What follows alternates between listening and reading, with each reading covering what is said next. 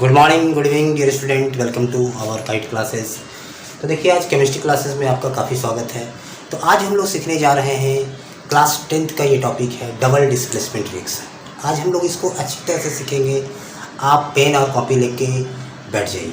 जैसे जैसे हम लिखाते जाएंगे या जैसे जैसे हम बोलते जाएंगे उसको आप नोट करते जाइएगा, समझ के नोट कीजिएगा, ठीक है। तो देखिए, सबसे पहली बात है, आज हम लोग का जो टॉपिक है डबल डिस्प्लेसमेंट रिएक्शंस। तो यहाँ पे डबल डिस्प्लेसमेंट रिएक्शंस से आप लोग ऐसा नहीं है कि वाकिफ़ नहीं है, ये टर्म आप सुन चुके हैं और इस प्रकार के रिएक्शन के नाम आपने chemical reaction and chemical equation chapter में देखा है, पढ़ा है। तो आज उसी पे हम लोग थोड़ा सा रोशनी डालेंगे, प्रकाश डालेंगे थोड़ी तरीक़ा से, जो कि आपको आसानी से ये समझ में आ जाए। तो ये कहता क्या है डबल डिस्प्लेसमेंट रिएक्शंस।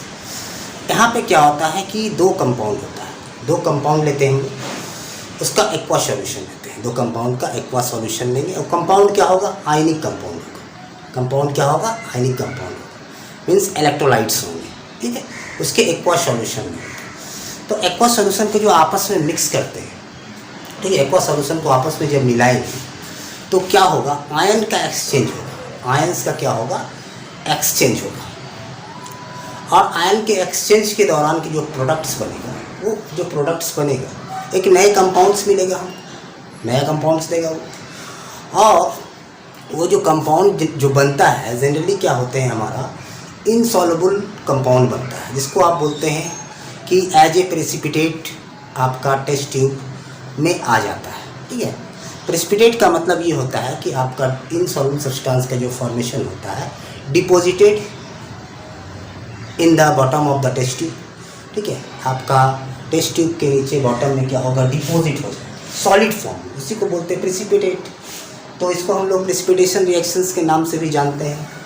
तो देखिए, जैसा कि डबल डिस्प्लेसमेंट रिएक्शन कहता है कि एक्सचेंज ऑफ आयन, अगर हम कह सकते हैं the chemical reaction in which, the chemical reactions in which, अगर मैं आप लिखूँ इसको डिफाइन करूँ तो क्या लिखेंगे, the chemical reaction in which, the chemical reaction in which, ठीक है, exchange of ion takes place, exchange of ion takes place, exchange of ion takes place, ठीक है, between two aqueous ionic compound. कैसा होना चाहिए, एक्वास होना चाहिए। क्योंकि देखिए, एक्वास हमको इसलिए लेना पड़ता है, सबसे मेन चीज़ पे आप ध्यान रखेंगे कि आप कह रहे हैं कि exchange of ions takes place. इस रिएक्शन में क्या होने वाला है, आयंस का एक्सचेंज होगा, मतलब कि आयंस का मतलब कैटायन और एनायन के एक्सचेंज होगा between the aqueous solution of ionic compound.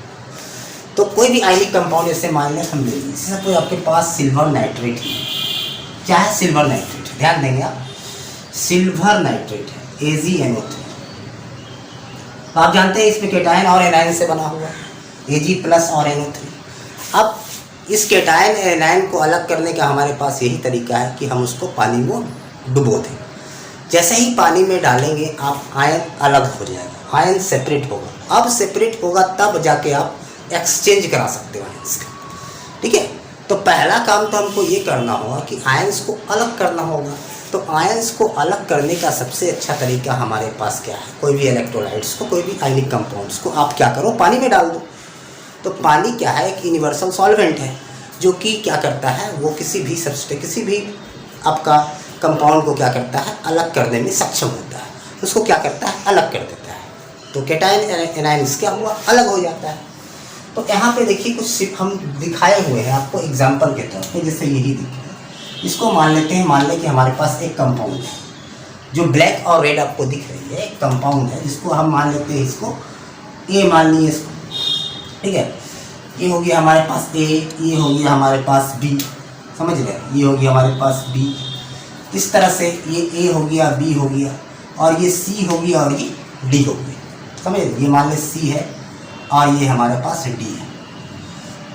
तो यहाँ पे क्या होगा, एक्सचेंज होगा। देखिए ए क्या है ना, ए जो है आप लिख सकते हो ये केटायन है, और ए क्या है आपका ये वाला एनायंस है, इसको हम मान के चलते हैं एनायन।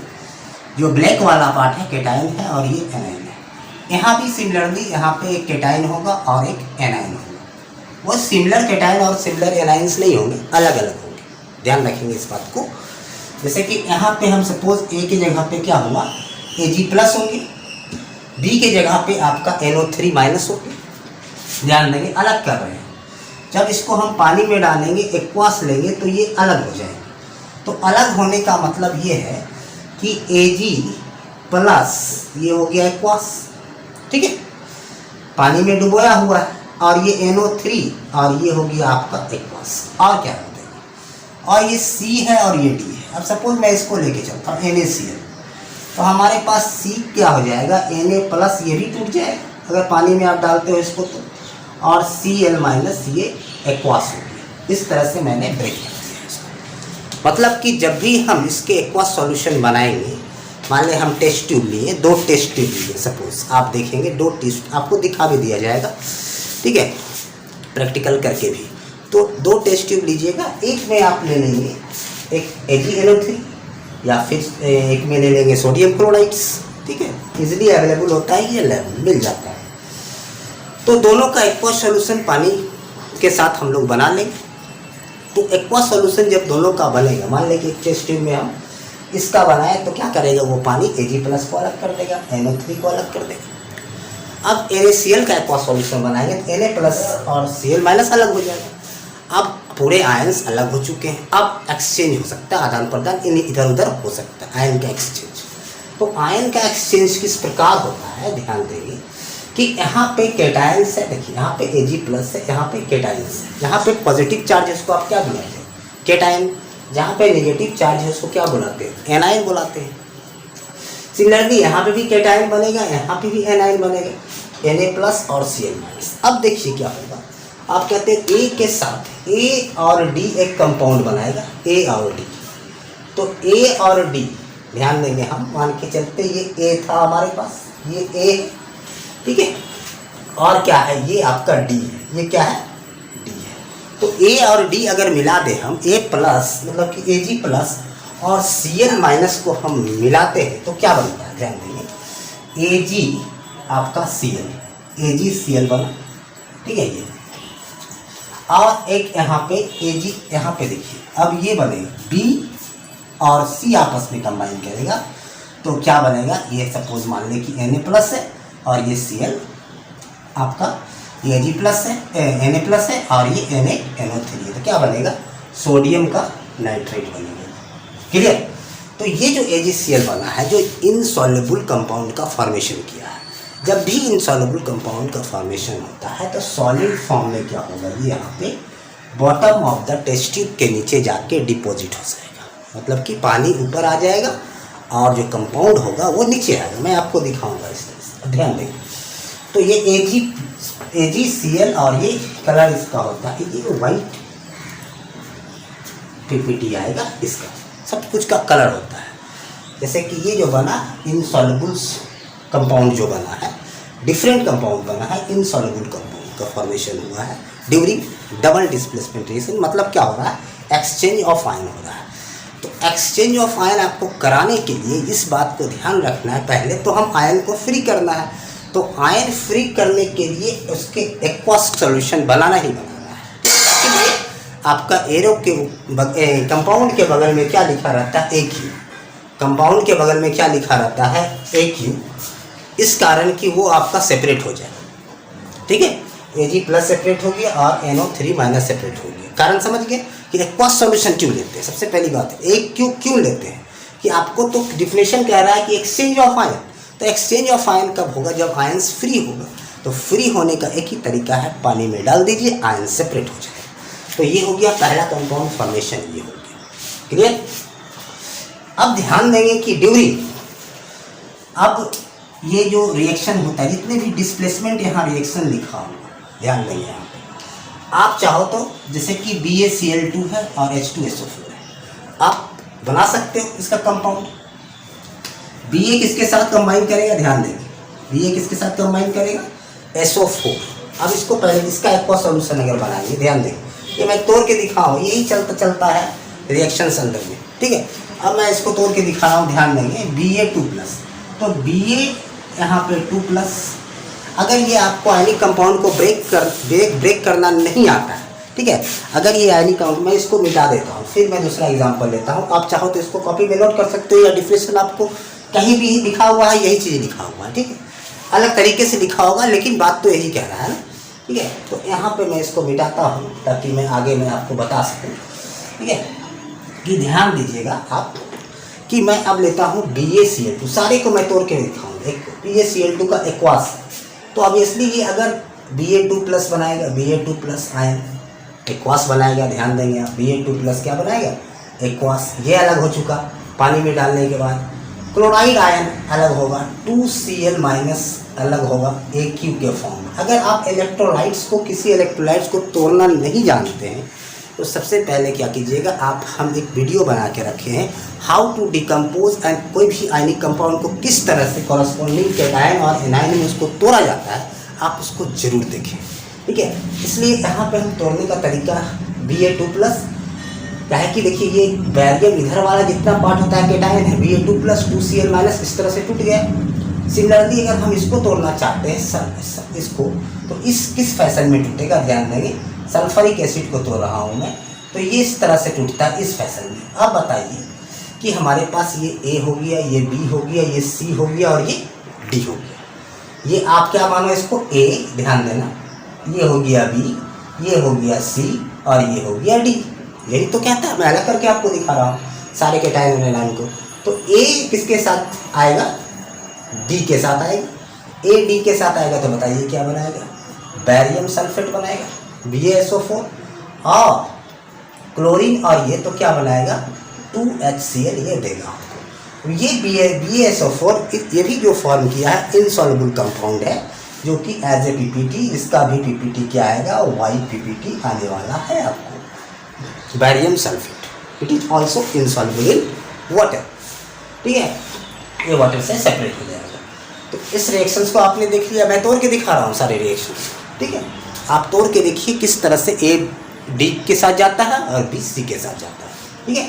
तो मैं थर्ड एग्जांपल में चलता, आप चाहो तो इसको नोट कर, ये बहुत इंपॉर्टेंट चीज़ है, इसको तोड़ के लिखना और समझ के लिखना इस तरह से होता है, ठीक।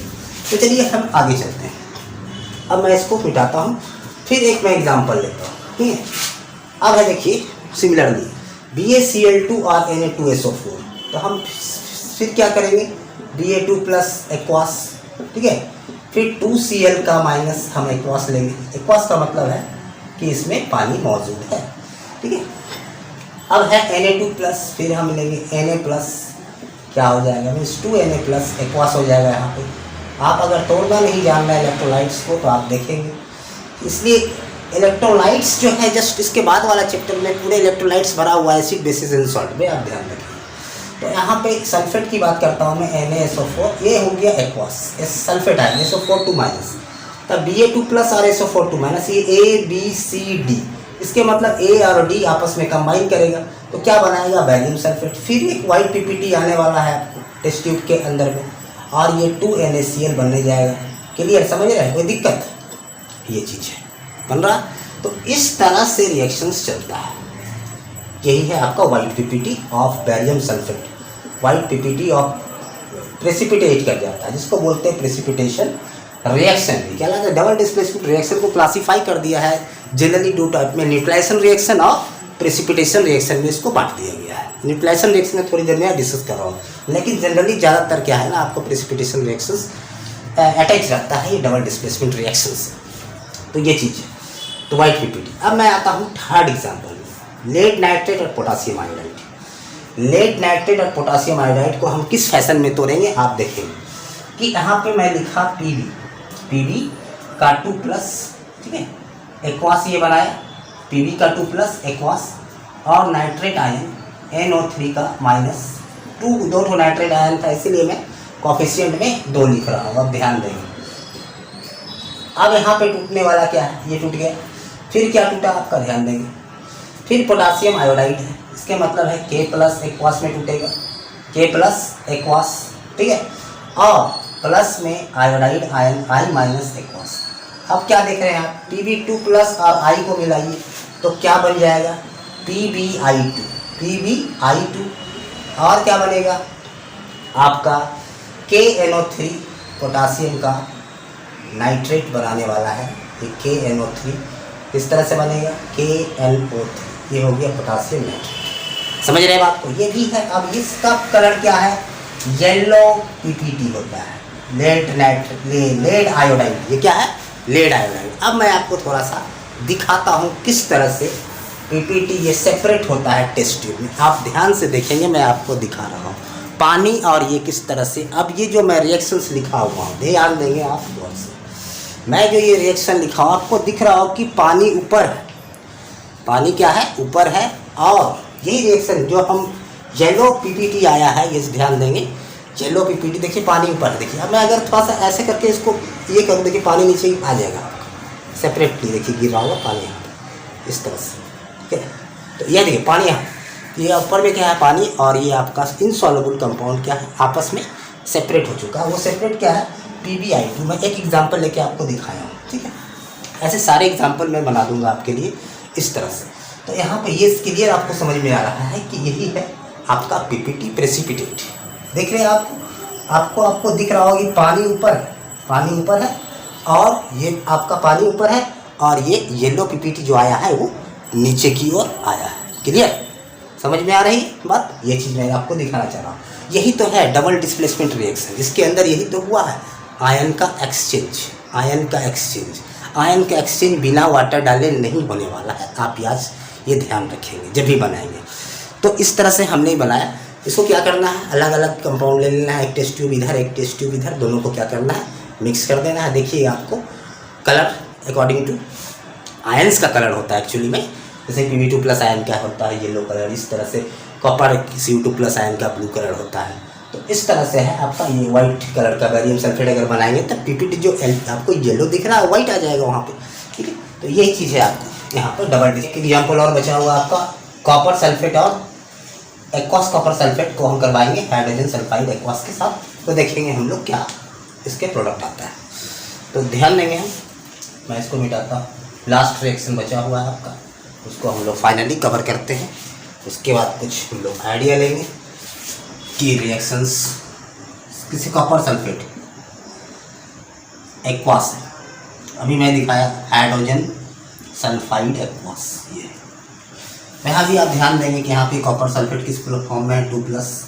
अगर इसको अलग करते हैं तो क्या आएगा, कॉपर 2+ एक्वास। ध्यान देंगे कॉपर 2+ एक्वास, फिर सल्फेट आयन SO4 का 2- एक्वास प्लस 2H+ का एक्वास। अगर आप इलेक्ट्रोलाइट्स को तोड़ना नहीं जान रहे हैं तो आप क्या करेंगे, आपको बता चुका हूँ मैं कि आप मेरे वो वीडियो को देखेंगे जैसे जहाँ की मैं आपको सिखाया हूँ किस तरह से आप कोई भी इलेक्ट्रोलाइट्स को आयनिक कंपाउंड को डिकम्पोज किया करते हैं, ठीक है। इस तरह से आपको कीटायन और एनायन को अलग करते हैं। और यहाँ पे देखेंगे सल्फाइड आयन यहाँ पे मिल रहा है आपका AQ, ठीक है। तो यहाँ पे देखेंगे, अब देखिए कि यहाँ पे आप जान रहे हैं कि A हो गया ये B हो गया ये C हो गया ये, और ये D हो गया। A और D का कनेक्शन दे दीजिए, क्या बनाएगा, कॉपर सल्फाइड CuS, ठीक है, ये बन गया। और क्या बन गया आपका 2H+ और SO4, मतलब कि क्या बन गया H2SO4, ये चीज़ बन गया आपका। तो ये जो कॉपर सल्फाइड आया है यही आपका ब्लैक कलर इसका होता है, ब्लैक कलर PPT आएगा ये, ठीक है। जब हम इसका प्रैक्टिकल परफॉर्म करेंगे तो जहाँ पे भी हम लोग दिखाए थे मैं आपको yellow PPT of lead iodide, तो यहाँ पे कॉपर सल्फाइड का ब्लैक PPT आने वाला है। आई थिंक आप सारा रिएक्शन हमारा कवर हो गया किस तरह से आयन का एक्सचेंज होता है। तो बेसिकली इसमें आप कह सकते हो कि डबल डिस्प्लेसमेंट रिएक्शन में बेसिकली एक्सचेंज ऑफ जो आयंस हो रहा है, हम लोग तो यही पढ़े हैं एक्सचेंज ऑफ आयंस। फिर से मैं बोल रहा हूँ डबल डिस्प्लेसमेंट रिएक्शन क्या है, exchange of ions between two aqueous ionic compound. दो आयनिक कंपाउंड ज़रूरत इसके लिए कंडीशन ये है कि 2 इलेक्ट्रोलाइट्स होना चाहिए एक्वस कंडीशन में, जो कि उसके आयन फ्री हो सके। इलेक्ट्रोलाइट्स का मतलब जो कि आयनिक कंपाउंड्स होते हैं। और जब ये एक्वस सॉल्यूशन हम लेंगे दोनों कंपाउंड का तो आयंस कम्प्लीटली फ्री होंगे, तब जाके एक्सचेंज संभव है, तब आप आपका प्रोडक्ट जो मिलने वाला है वो भी एक आयनिक कंपाउंड ही मिलेगा, प्रोडक्ट इनसॉल्युबल सब्सटेंस आपका एज ए पीपीटी प्रेसिपिटेट के फॉर्म में। तो अब हम लोग थोड़ी सी एक इम्पॉर्टेंट बात करने वाले हैं डबल डिस्प्लेसमेंट रिएक्शंस में। देखिए सबसे पहली बात है कि डबल डिस्प्लेसमेंट रिएक्शन क्या ये रिएक्शन रिडॉक्स है या नहीं। तो आज हम लोग देखेंगे, आज इसको हम बताएंगे कि आपको ये रिएक्शन रिडॉक्स है या नहीं, ठीक है। तो देखिए ये काफ़ी एक तरह से कह सकते हैं आपके लिए मेन पॉइंट्स है, बुलेट पॉइंट्स है ये, आप इसको ध्यान में रखिए। तो क्या डबल डिस्प्लेसमेंट रिएक्शन एक रिडॉक्स रिएक्शन है या नहीं, ये चीज़ आपको आज प्रूफ करके मैं दिखाऊंगा। हालांकि मैं कह देता हूँ कि डबल डिस्प्लेसमेंट रिएक्शन जो है वो रिडॉक्स रिएक्शंस नहीं। मैं यहाँ पर लिख देता हूँ आपको कि डबल डिस्प्लेसमेंट रिएक्शन जो है DDR, जिसको शॉर्ट में आप बोल सकते हो डबल डिस्प्लेसमेंट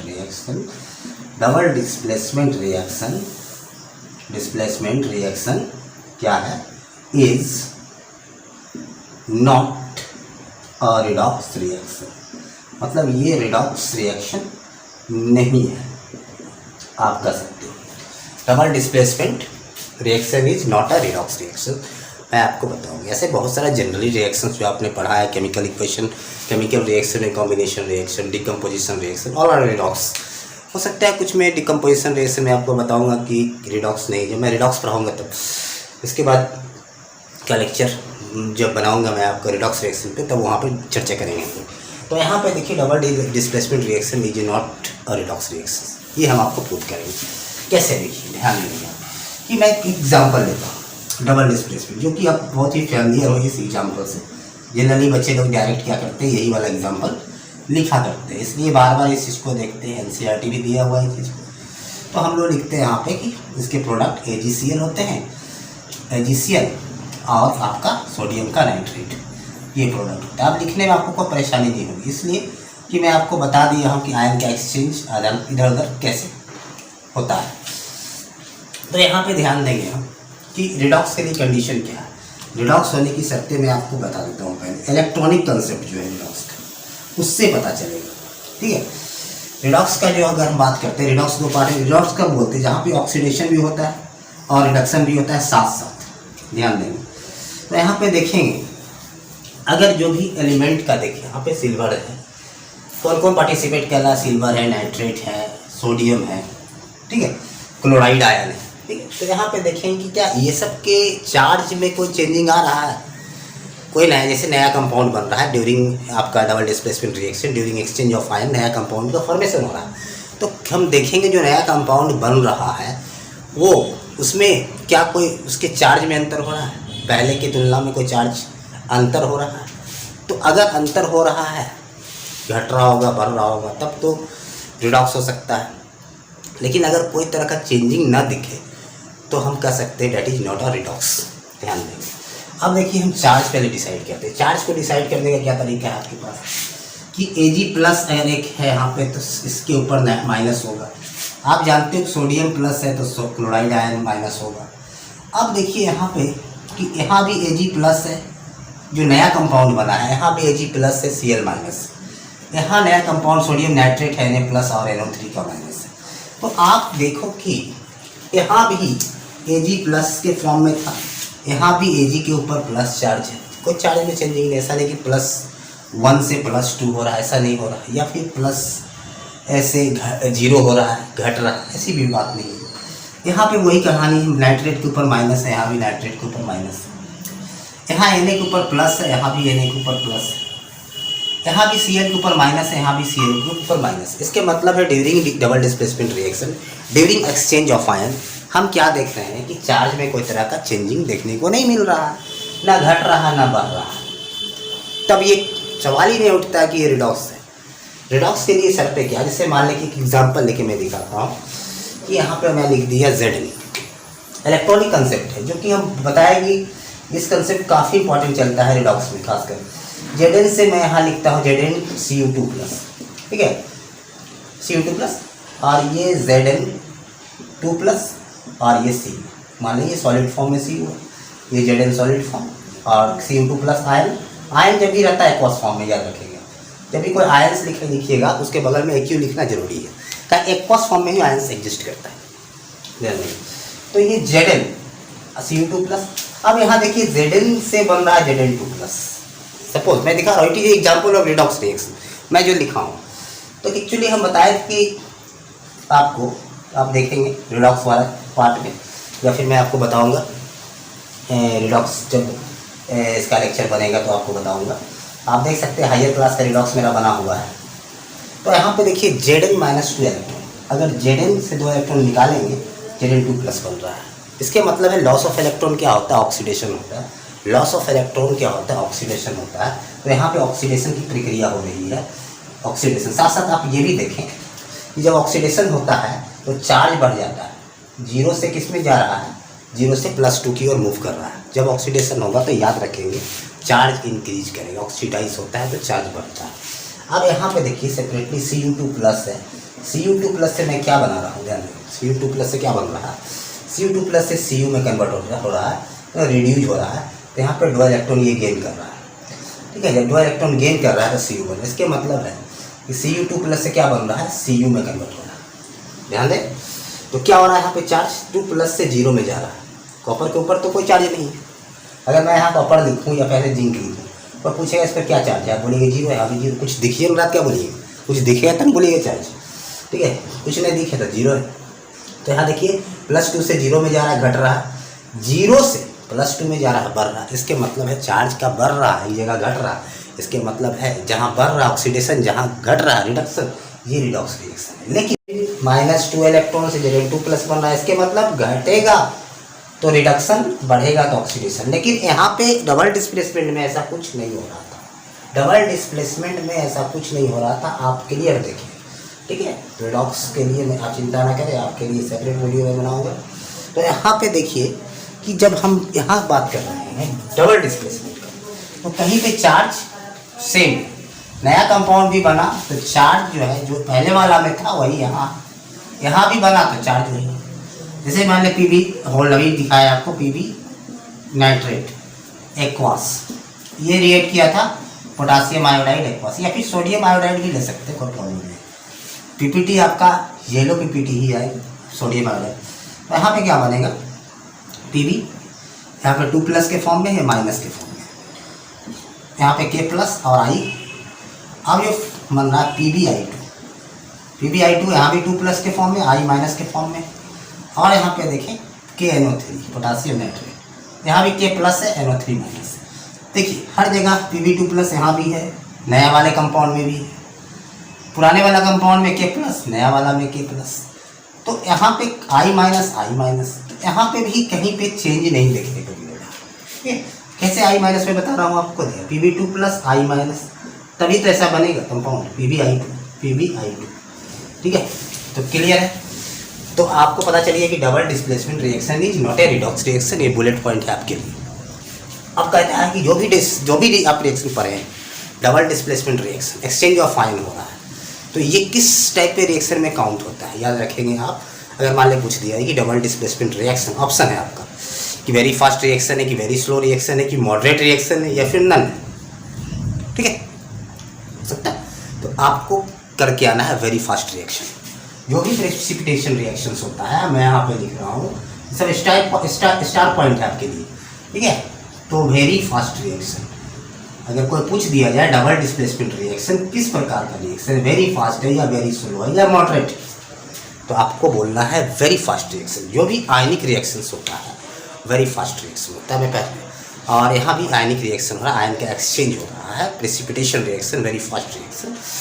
तो कहता है कि वेरी फास्ट रिएक्शन कैसे बोला जाता है, आपको कैसे पहचानिए। कहता है जब भी रिएक्टेंट पार्टिकल, जो भी रिएक्टेंट पार्टिकल्स है जो आपस में कोलाइड्स करते हैं, ठीक है, as soon as possible collides करके, मतलब जैसे ही कोलाइड करते हैं as soon as possible product का निर्माण करते हैं, तुरंत प्रोडक्ट बनाते हैं, बहुत कम टाइम में, एकदम जैसा ही मिला वैसे प्रोडक्ट, तो कह सकते हैं वेरी फास्ट रिएक्शन है।